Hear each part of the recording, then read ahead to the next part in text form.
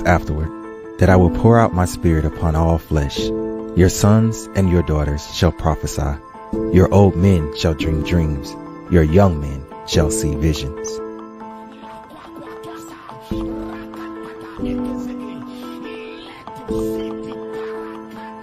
And when the day of Pentecost was fully come in one place,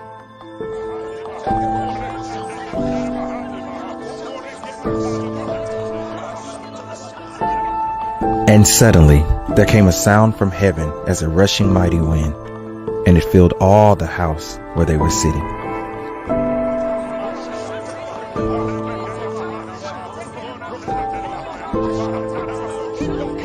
And there appeared unto them cloven tongues, like as of fire, and it sat upon each of them.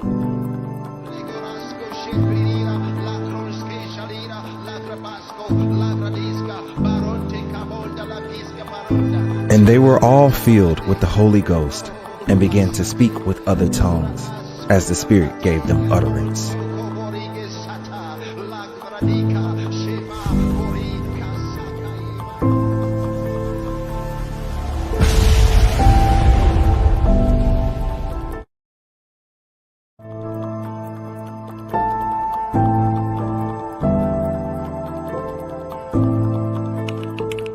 One of the things tongues does, when you pray in tongues, and this is something I'm hoping we'll begin to really see in this part of the world, it's not just where you shoot a few words here, where we truly travel in prayer in tongues. So many things happened in one moment. For me, it was very transformative. There was an emotional healing that took place in that moment. There was an overwhelming love that hit my heart and my spirit. And what I was experiencing was so restorative, so refreshing, so life-giving that I wanted everybody I knew to experience what I was experiencing in that moment. When you give a message in tongues, is when you're giving a message in tongues that you require somebody to interpret it. Often than not, it is the one with the gift of diversity of tongues that gives a message in tongues. Unfortunately, the church is not addressing enough, which is why I'm so excited about this book that Pastor Sino is putting out for the world. It absolutely is for today, and there's many scriptures that I can take us to and point us to and walk us through to kind of show of how the gift of the Holy Spirit is for the believer.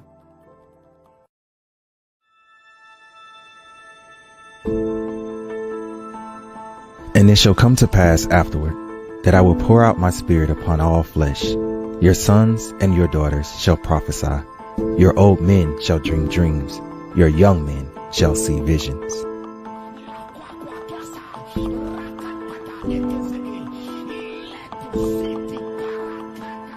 And when the day of Pentecost was fully come, they were all with one accord in one place.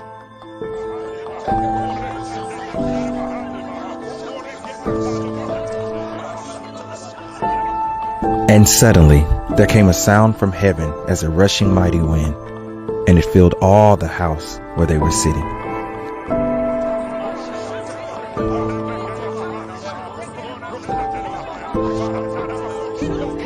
And there appeared unto them cloven tongues, like as of fire, and it sat upon each of them.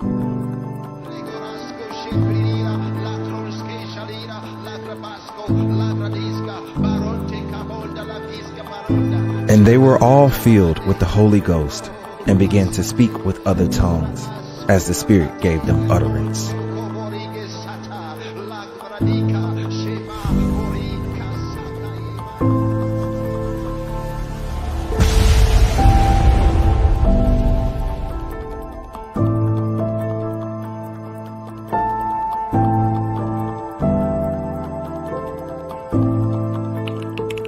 One of the things tongues does, when you pray in tongues, and this is something I'm hoping we'll begin to really see in this part of the world, it's not just where you shoot a few words here, where we truly travel in prayer in tongues. so many things happened in one moment. For me, it was very transformative. There was an emotional healing that took place in that moment. There was an overwhelming love that hit my heart and my spirit. And what I was experiencing was so restorative, so refreshing, so life-giving that I wanted everybody I knew to experience what I was experiencing in that moment. When you give a message in tongues, is when you're giving a message in tongues that you require somebody to interpret it. Often than not, it is the one with the gift of diversity of tongues that gives a message in tongues. Unfortunately, the church is not addressing enough, which is why I'm so excited about this book that Pastor Sino is putting out for the world. It absolutely is for today, and there's many scriptures that I can take us to and point us to and walk us through to kind of show of how the gift of the Holy Spirit is.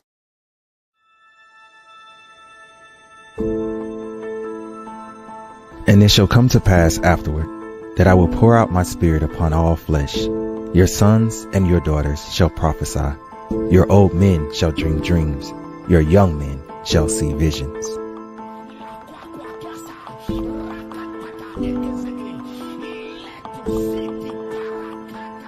And when the day of Pentecost was fully come, they were all with one accord in one place.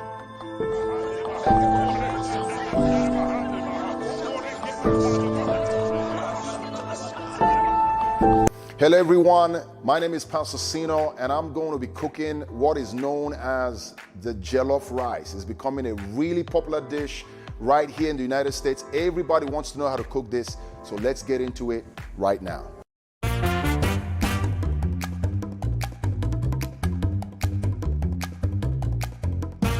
Hello again everybody, this is Pastor Sino and we're here to cook the wonderful, popular West African dish known as the Jollof rice.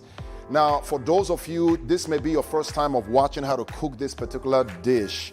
The key is simply cooking your rice in a tomato sauce. That's it. All right, that's all Jollof rice is. So depending on the type of tomato sauce or how you like to cook your tomato sauce, it's simply cooking your rice in a tomato sauce, and that's what Jollof rice is really all about.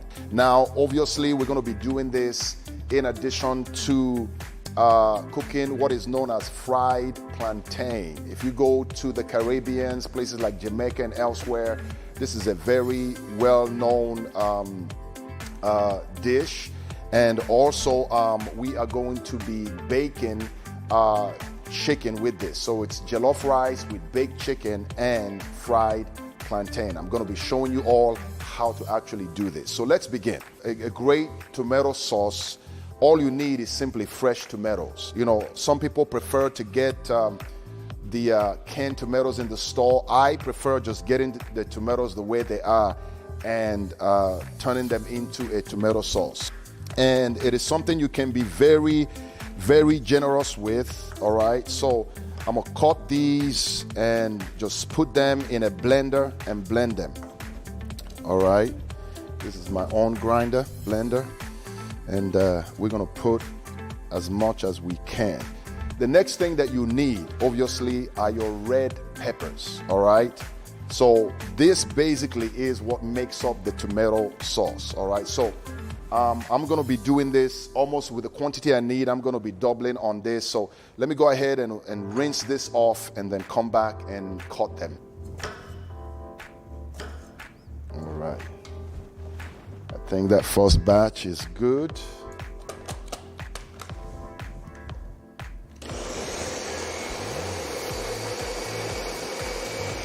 So when you're blending this, you want to blend it and blend it really well.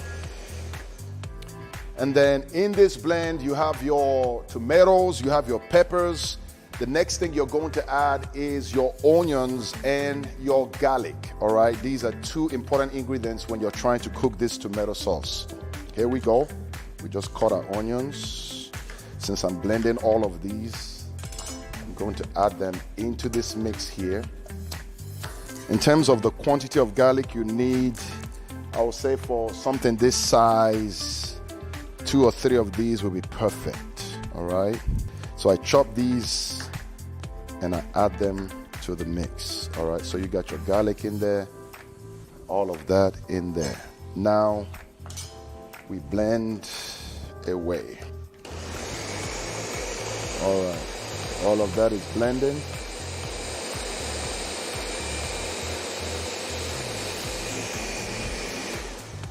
All right, so to get the right ingredients in here, we have tomatoes, we have our red peppers, we now have our purple onions in there. I prefer purple onions to white onions when it comes to making this particular type of sauce. For those of you who love it spicy, you can get habanero peppers, and I love it spicy. Everybody from Africa loves spicy food, all right? So I'm gonna make this slightly spicy, all right? So I cut this up, and I'm gonna also add this to the blend. Now, if you're not used to handling this type of pepper, please be careful using your hands. You wanna use gloves, but I'm used to it. So I put my peppers in there. I've got my garlic in there. And I think that spice is almost ready to go. One of the ingredients that I want to introduce to you is this thing here we call the crayfish. They're tiny little fishes that we dry in the sun. Very well known in the West African nations, all right? I don't think we're very familiar with this, but this gives it a very unique taste. So what I'm gonna do is I'm going to put this whole bag in the mix, all right? All of that will be going in the mix, all right? So we've got that there. I promise you this thing gives it a very unique taste, as you will see, all right? And to me, I think this completes the sauce.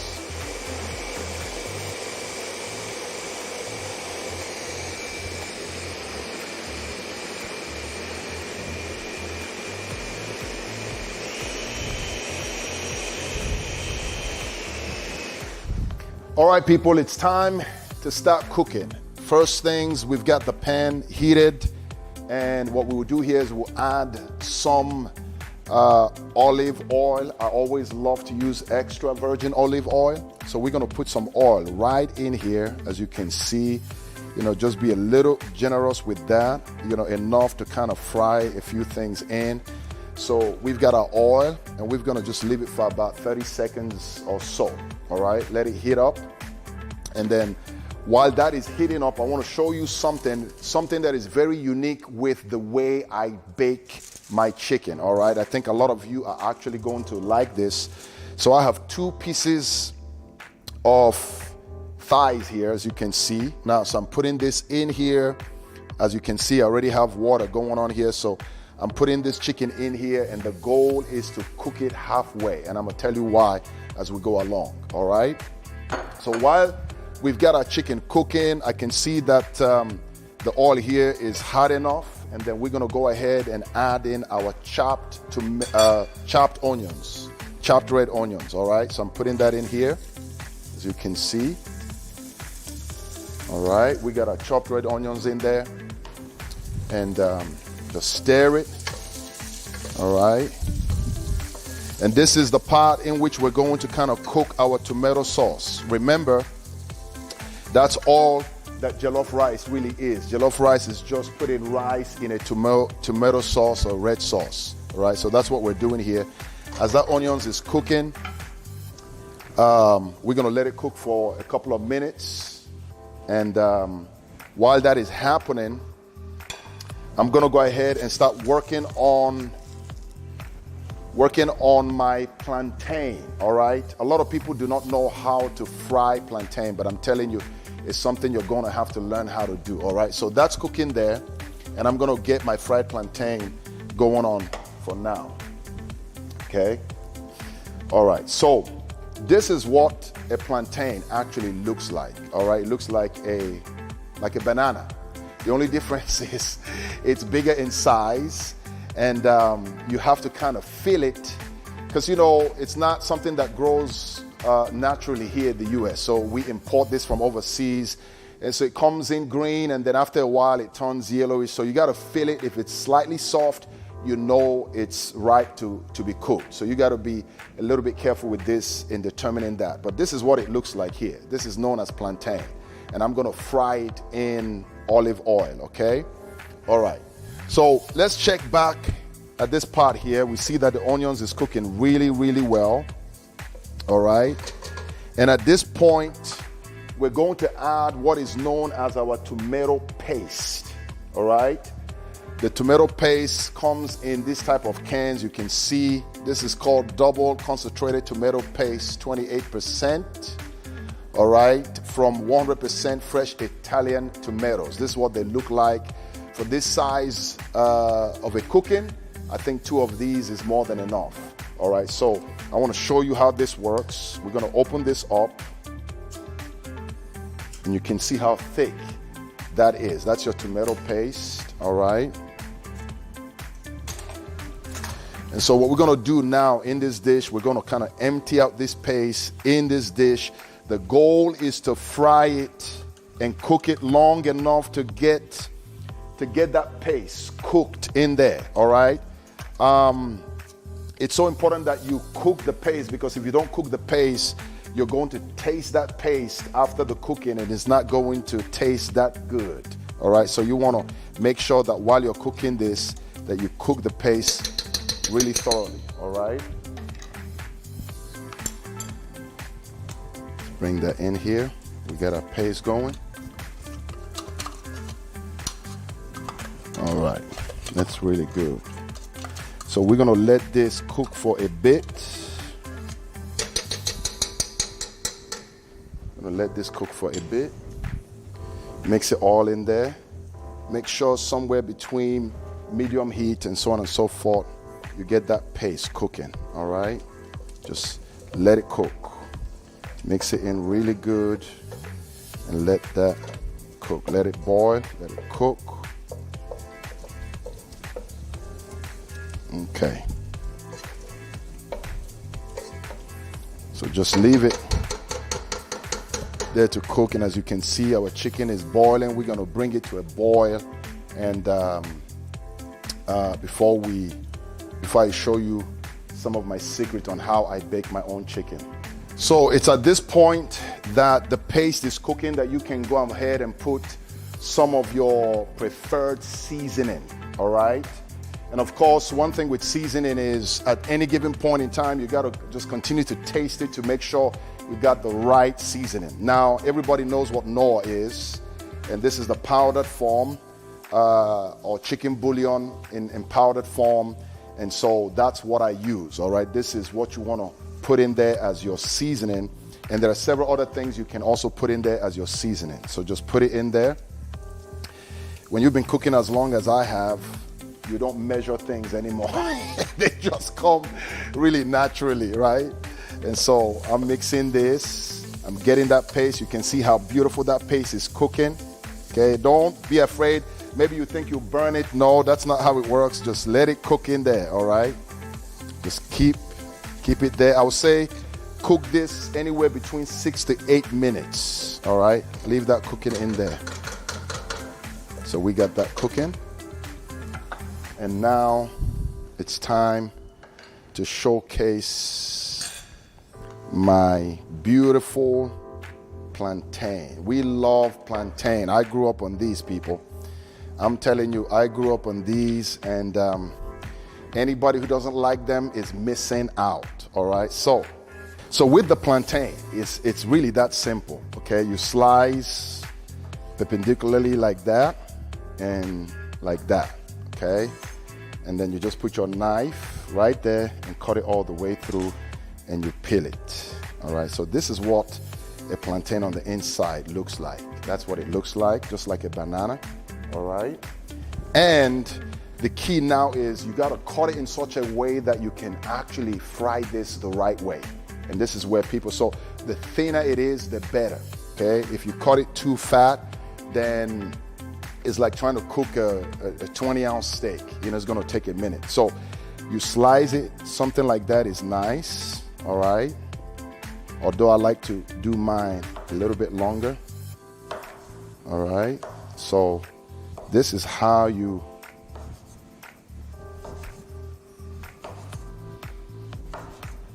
cut plantain, right there. Okay, and that's what it looks like.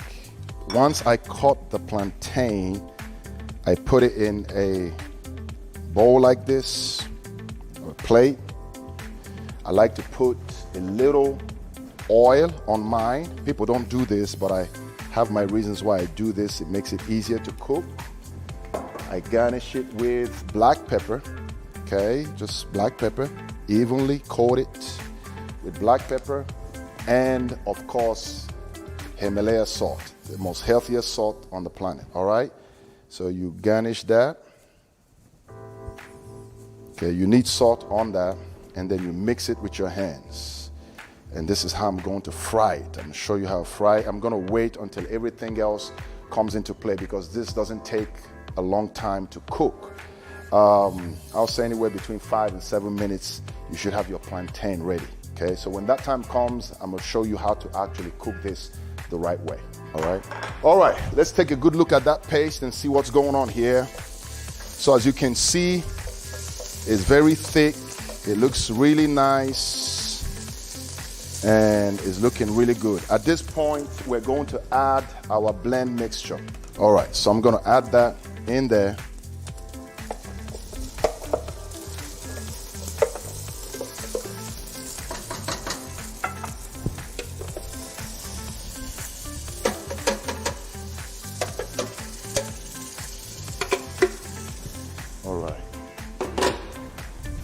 And as you can see, the paste mixed with the tomato, and the goal now is to let this really boil. Okay, it may take about a good 10 to 15 minutes to let this sauce boil. Okay, so we're gonna let this boil, and as it boils, we're gonna continue to add in our spices to see how well we've spiced it. All right, so I'm gonna let this boil. That looks more like it. All right, it's not covered fully. I leave a little opening to let that steam out, okay? So let's let that boil, and I'm gonna come back and add a little more sauce because we've got plenty here.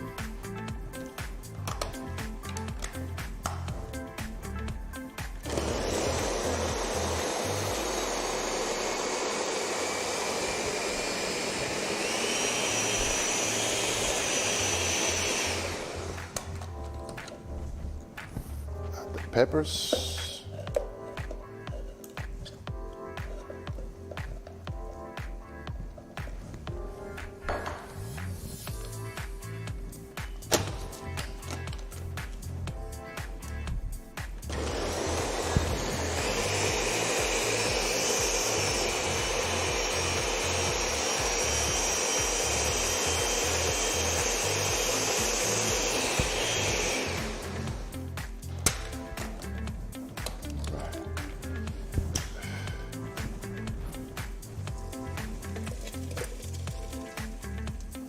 All right, so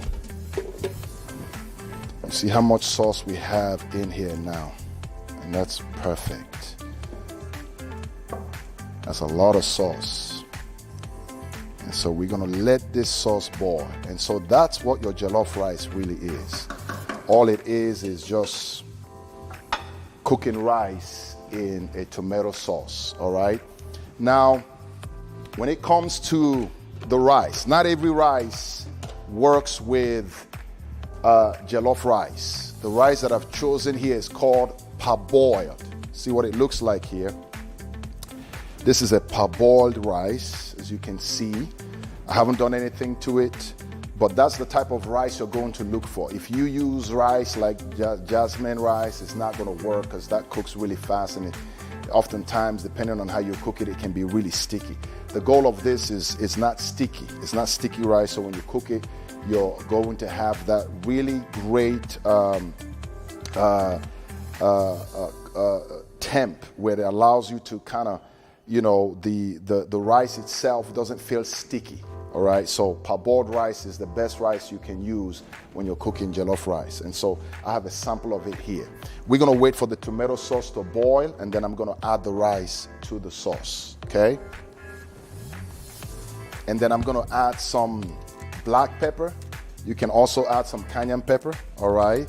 Because you want it to have a balanced taste. And so even if you don't like spicy stuff, you still have to put some type of pepper, whether it's black pepper or red pepper, to get that balanced taste. If not, the taste is gonna be side off, all right? So I have these ingredients in there and I'm mixing it, all right?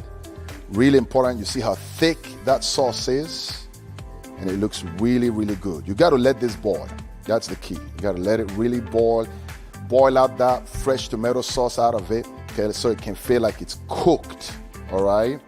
And then you taste it from time to time just to make sure you got the right seasoning in here, all right? So we let it boil, and as you can see, our chicken is doing really, really well. Okay, I'm gonna keep it there for another 3 or 4 minutes before I pull it out. I'm gonna show you the secret to how I bake my own chicken. This is called Maggi cubes, okay, Maggi cubes, and they're almost like a soy sauce in a solid form, all right? So they're Maggi cubes. You can find this in some African stores in the Atlanta area, Maryland area, DC area, New York area. So I'm gonna add a little of this as part of my spice in the sauce. All right. And it looks exactly like this when you open it, and then you just break it in there, all right? And be careful that you don't over season it, all right? You can also use Knorr if you prefer that. All right. All right. That should be all the seasoning I need for now. So you can see, this is how you can tell it's beginning to cook. You see these little things you see here? When it boils, it's almost it's got this foam thing you see. That's how you know that the tomato sauce is beginning to cook. Until you see those foams, it's not cooking yet, all right? Keep stirring it. You know, this likes to splatter everywhere. So that's why we have a lid on it, all right? So when it boils again, I'm going to show you what that looks like. Keep it slightly covered and let it boil, all right? So while that is boiling, I'm gonna go over to our fried chicken. I'm going to go ahead and heat up this pan here. Sorry, not our fried chicken. I'm gonna go over to where I'm going to cook the plantain. All right, I'm gonna cook it in this pot. You want a frying pan like this so it will fit in to the amount of plantain you're trying to cook. I'm gonna add my oil, and you wanna be generous with this. The oil has to be enough to dip the plantain in, all right? So something like this is perfect, all right? That size will be perfect, and we're just gonna let that boil.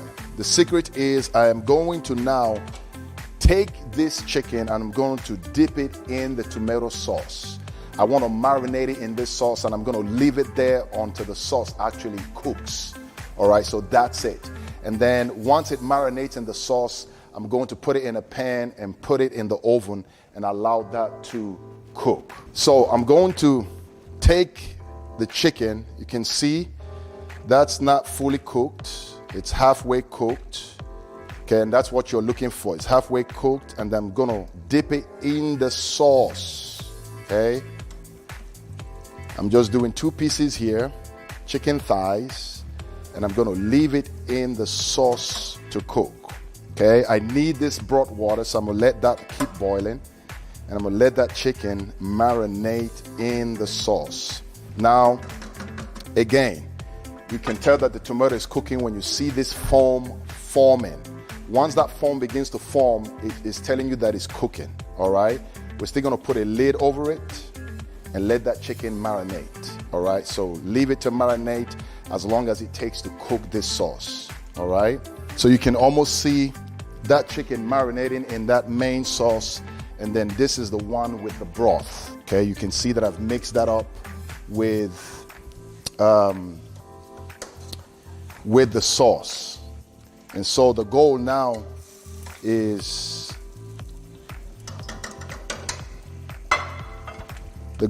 to mix the sauce with this broth, and I'll tell you why I'm mixing it with the broth. Okay, we've got our chicken in there cooking, and what I'm going to do now is I'm going to use this pot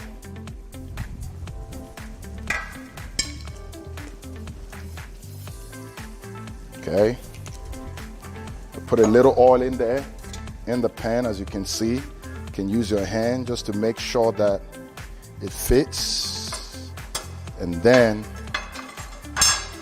you take the chicken that you've marinated in the sauce.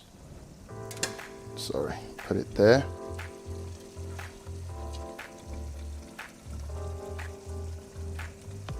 Okay, you can see that that's in there.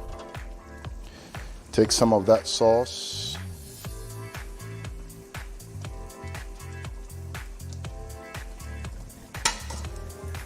And you put it in the oven.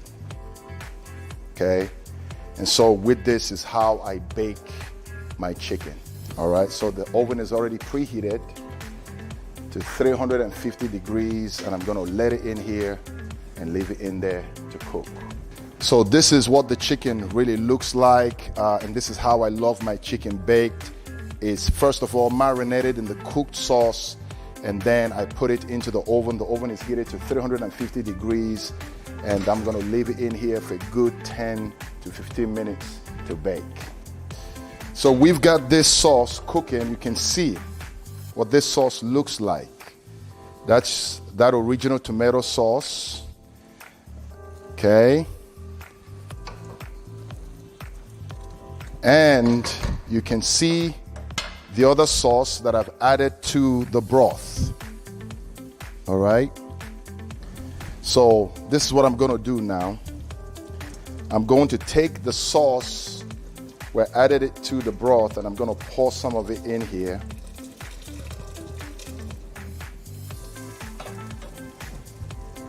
And this is what I have. So now I have that sauce with the chicken broth cooking. And this is the sauce where we're going to put in our rice. All right. Now, with the rice, as I've previously mentioned, you have the parboiled rice. This is the rice, as you can see. Rice, other forms of rice like jasmine is not going to work here. This is the type of rice you're looking for. And so I'm going to rinse it with warm water. Okay, I'm going to rinse it with warm water, and then I'm going to put this rice in the sauce, and then I'm going to cook it on the low heat. And honestly, that's your jollof rice right there. All right. So let's wait for that water. I'm going to rinse it with warm water and then put it into that sauce. Why did I divide the sauces? Why did I put some of the sauce in the broth and left some of the sauce in the pan? Because you're going to see as the rice cooks, you may need extra sauce to keep adding to that rice to get it at the perfect level. All right. Add the rice in the sauce.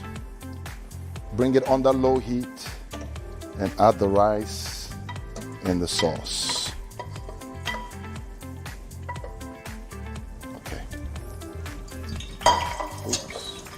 So once you add the rice in the sauce, you want to make sure that you stir the rice really well. Can you see that? So the rice is now in that sauce. Stir it really well. And then we put a lid over it and let it cook slowly. So let me show you how we now fry the plantain. You can see how I slice it, very thin. That's what you're looking for, very thin. That's the best way to cook it. Make sure you have your oil heated and under low heat. And this is what we're gonna do. Now you gotta be careful when you're dealing with hot oil, all right? Simply because I'm used to it. See, when it makes that sound, you know you've got the right temperature there. The reason why we gotta cook it under low heat is so that it can cook from the inside out. If you have it high heated, it's just going to cook the surface, but the inside is not going to be cooked. All right. And so this is your plantain. This is how you do it. Oops, sorry. And that's how your plantain. And so you're cooking it from the inside out. Okay? Oop. My bad. All right, let's put that one right in there. With the rice cooking, you can see it's on low, and I'm not messing with it any further. I'm leaving it to cook right there. Okay. Another thing you love to do here is cover this in foil. Get a foil. I particularly don't like cooking with foil, okay, but in this case, this is just to make it easier. All right. And then have that there. All right. Seal it in. Okay, that's good. All right, so I'm going to lift this and see how our rice is coming along and see how that's cooking. As you can see, it's still cooking. It's almost like you can't even see the rice. All right, make sure that you're cooking under low heat. There are two more things we're going to add. We're going to add bay leaves. Okay, we can add about 2 or 3 of these in there. All right, okay, that's good enough. And then we're going to add our curry powder. That gives it a very unique taste. All right.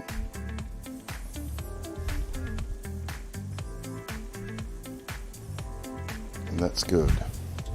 All right, let's stir this and see what we have. You can see that rice right there.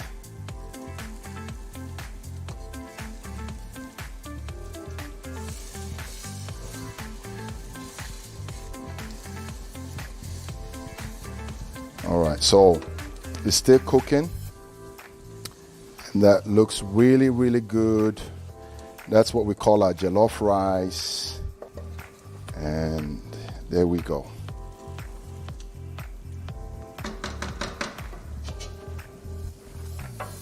Okay, so yeah.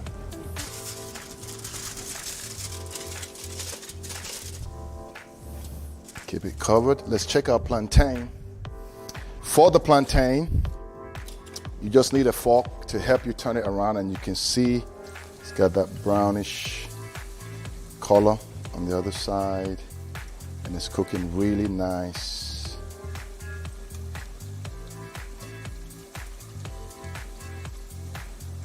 And that's your plantain.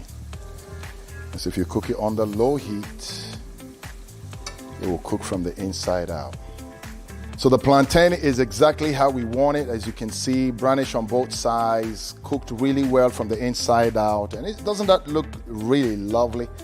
That looks really lovely. Of course, I'm putting it on this paper napkin to drain out the oil, you know, and that looks really nice. Just look at how beautiful that plantain looks, right? And this is, it's got a sweet taste to it, somewhat of a sweet taste. And so it's almost like the jollof rice. This will give it kind of like a sweet taste when you mix it all up in one. Just look at how beautiful that looks. And that's what you're looking for when you fry your plantain, all right? That's exactly the color you're looking for. It's cooked from the inside out, so it doesn't feel raw on the inside and cooked on the outside. Let me see how far we're doing. Okay, that's really nice. All right, the butter in there melting.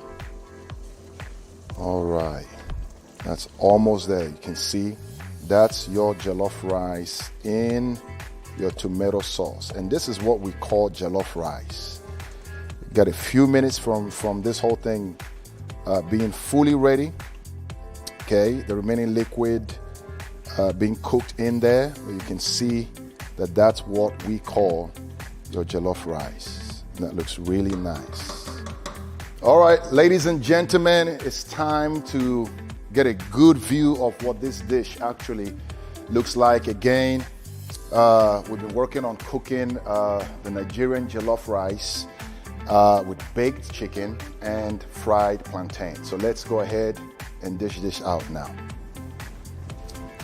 All right, see this? Let's Looking really nice.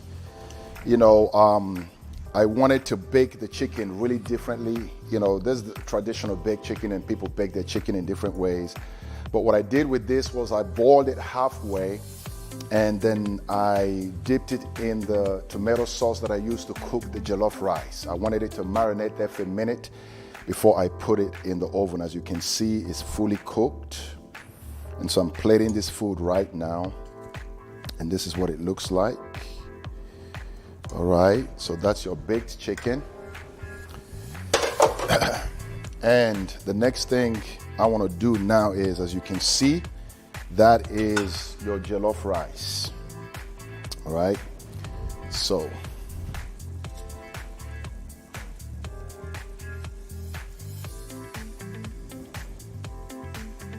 wow, just look at that. Just, would you look at that? That looks really nice. All right, and then I'm going to garnish it with plantain.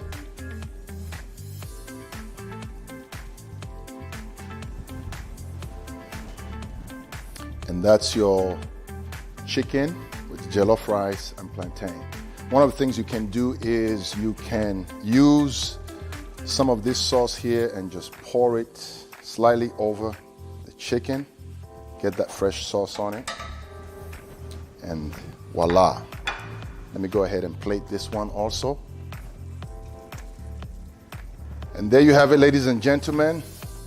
That is your baked chicken with jollof rice and fried plantain. And I cooked it to, it's a little bit spicy because I love spice, but you don't have to make it as spicy as I did it. But that's exactly what your baked chicken, jollof rice and fried plantain look like. I have no doubt that this chicken is cooked. So as you can see, in fact, I can show you what the chicken looks like on the inside. As you can see, it's well cooked. See that there? It's well cooked. So that's your chicken. And the way you eat this is just with the plantain, a little bit of the rice on top. And bon appetit.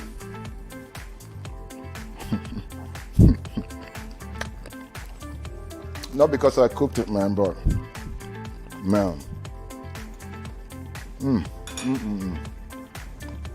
I hope you enjoyed the show. Okay, don't forget to subscribe to our channel and maybe drop me a comment or two. Let me know if there's something in particular you'd love for me to cook, whether it's from Africa, from Asia, or right here in the United States. I try to cook all types of cuisines. So if there's something that you're interested in and you wanted to see my own side to it, drop us a comment. I look forward to hearing from you all. Thank you and have a wonderful day.